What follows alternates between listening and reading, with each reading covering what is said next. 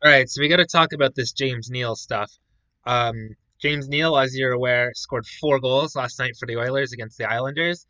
And before we get to the 4 goals themselves, I want to talk about the trade um, that Edmonton and Calgary made last offseason, where Neal got sent to Edmonton for Lucic. And I mean, like it's a bad contract swap, obviously, but this didn't really make any sense to me at the time from Calgary's perspective.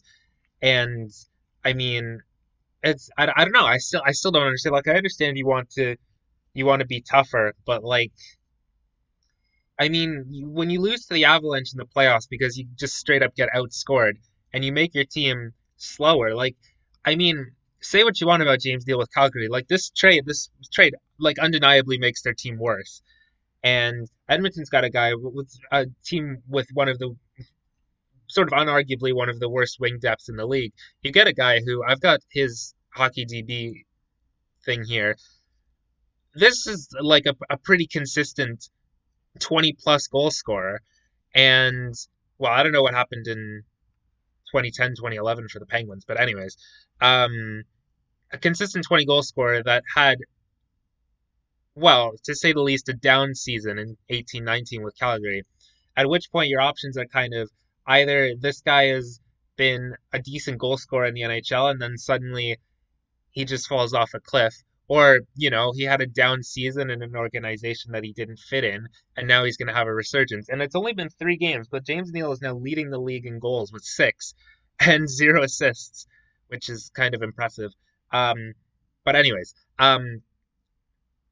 here's what we're going to do. We're going to press play on this video, and we're going to take a look at this. Now, James Neal is a guy that can undeniably score goals. So when you put him on the ice with Connor McDavid, especially with the lack of other guys on the wing, and you're receiving passes from McDavid, you're going to score some goals. Here's the first goal from the top of the circle. And watching this video, I don't think Neal cracks a smile at any point. Like, come on. So the puck sort of bounces off the ref, bounces off the back of the net. This is great. I love these passes off the boards. I've said it before, but these behind the back passes off the boards around the defender, when they work, they look absolutely incredible. It gives it to Nugent Hopkins. Nugent Hopkins, his pass gets intercepted.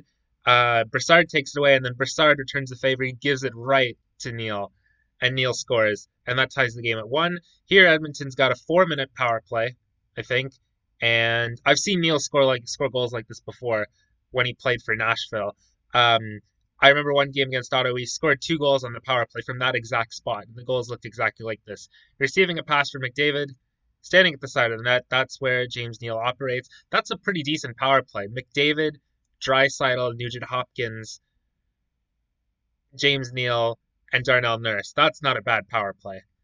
And here they are again on the power play. And okay, nice redirection there. But again, the pass from Draisaitl does a fist pump. That's a hat trick goal.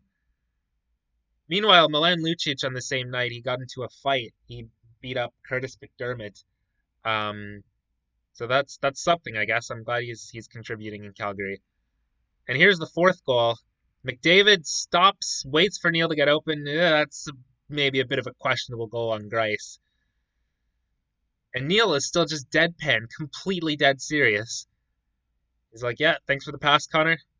Thanks, Thomas, for you know having an open 5 hole." Ugh, I don't think that's a great goal. But okay, that's 4 goals, and you'd think he'd be a little more excited about it. But 6 goals, no assists, leading the league in goals. It's been 3 games, but the